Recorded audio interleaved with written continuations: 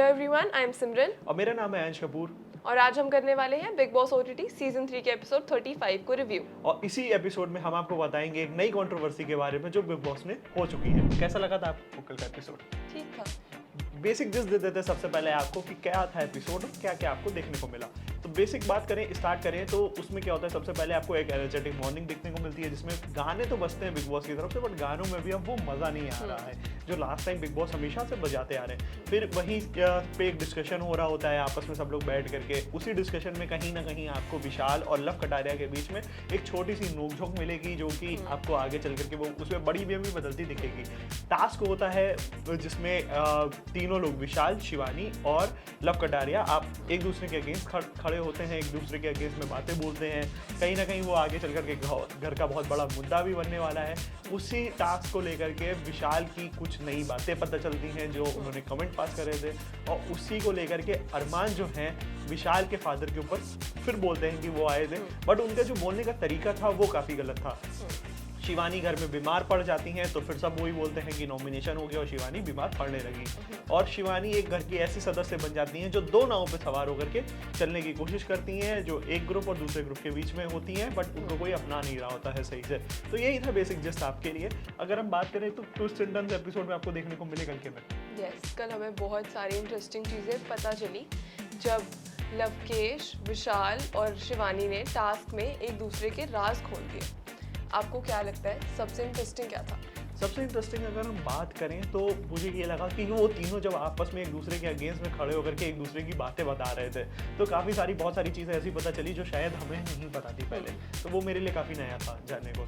हमने देखा लवकेश ने विशाल के बारे में एक और नई बात बताई जब उन्होंने कृतिका पर एक कमेंट पास करा था और उस पर अरमान ने भी बहुत ज़्यादा बोला। आपको क्या लगता है इस पर?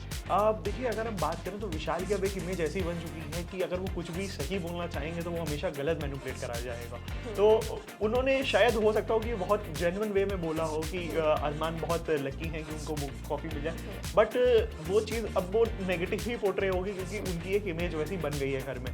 विशाल की एक लोगों ने सोच रखा है कि वो कमेंट पास कर रहे हैं और लव कटारिया जिसमें उनका बिल्कुल साथ नहीं दे रहे हैं। तो मुझे ऐसा लग रहा है कि अब वो अगर जेन्युइन भी कोई चीज़ बोलेंगे ना तो वो भी नेगेटिव ही पोर्ट्रे होगा जाकर।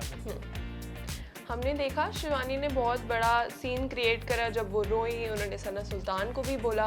तो आपको क्या लगता है वो ये सिर्फ इसीलिए कर रही है क्योंकि वो ये फील करती थी या वो ये नॉमिनेट हो गई? शिवानी की अगर बात करें तो शिवानी, मैंने पहले भी बताया कि वो दो नाव में सवार होकर के आगे चलने की कोशिश कर रही है जिसमें ना वो इधर की हो पा रही है ना वो उधर की हो पा रही है। और यही बात अगर हम सना मकबूल की करें तो सना मकबूल ने पिछले काफ़ी एपिसोड्स में फेमिनिज्म को काफ़ी सपोर्ट करा है कि वो चाहती हैं कि फीमेल कंटेस्टेंट जीते। बट अगर हम बोले वहाँ पे तो शिवानी को उन्होंने क्यों सपोर्ट नहीं करा अगर वो चाहती थी कि फीमेल कंटेस्टेंट जीते। वो उनको बोलते हैं कि मुझे आप में वो कैलिबर नहीं दिख रहा है। अगर शिवानी में कैलिबर नहीं होता तो वो इतने आगे तक नहीं आती।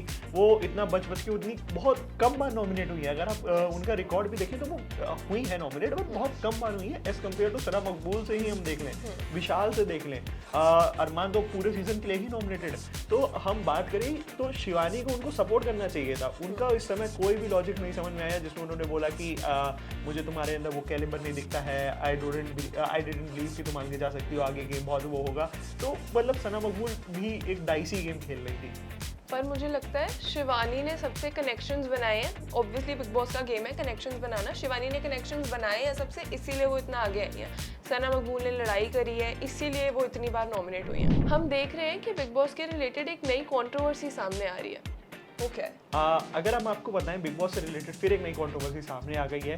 तो हुआ ये कि विशाल को उन्होंने बिग बॉस के मेकर्स ने, जियोस ने माने बेसिकली एक पोस्ट डाला अपने इंस्टाग्राम हैंडल पे जिस पे लिखा था कि विशाल पांडे इविक्टेड।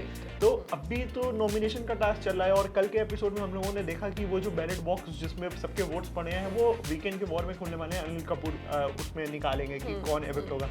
तो उन्होंने वो चीज़ पहले कैसे पोस्ट कर दी। तो इसी को लेकर के काफ़ी सारे लोगों ने, विशाल के फैंस ने इसका स्क्रीनशॉट लेकर के उसको ट्विटर पे भी काफ़ी ट्रेंड कराया, उनके इंस्टाग्राम पे भी पोस्ट कर रहे हैं उनके जो पीआर उनके थ्रू कि अगर ये चीज़ पहले से आपको कैसे पता चल गई, क्या ये बिग बॉस स्क्रिप्टेड है, क्या उन लोगों को पहले से पता है या पहले से ही डिसाइडेड है कि वो किसको घर से बाहर निकालने वाले हैं। तो इसी को लेकर के बिग बॉस ने फिर से इस बार न्यूज़ हेडलाइंस पे अपनी जगह बना ली है और यही लोग बोल रहे हैं कि क्या बिग बॉस इस बार स्क्रिप्टेड है। हम जो देख रहे हैं कि उन सब ने अपने वोट्स डाले एक बॉक्स में, मुझे नहीं लगता कि सिर्फ वो होगा। ऑब्वियसली बिग बॉस है, कोई न्यू ट्विस्ट आएगा तो मुझे नहीं लगता सिर्फ वो चीज़ फॉलो होएगी। और हम देख रहे हैं कि सब इतने एफर्ट्स कर रहे हैं गेम जीतने की, आगे जाने की, तो आपको क्या लगता है टॉप 5 में कौन आएगा? अगर हम टॉप 5 की बात करें तो ऑब्वियसली मुझे लगता है कि शिवानी होंगी उसमें, रणवीर होंगे, अरमान मलिक होंगे, सना मकबूल होंगी और लव कटारिया कहीं ना कहीं उसमें अपनी जगह बना लेंगे।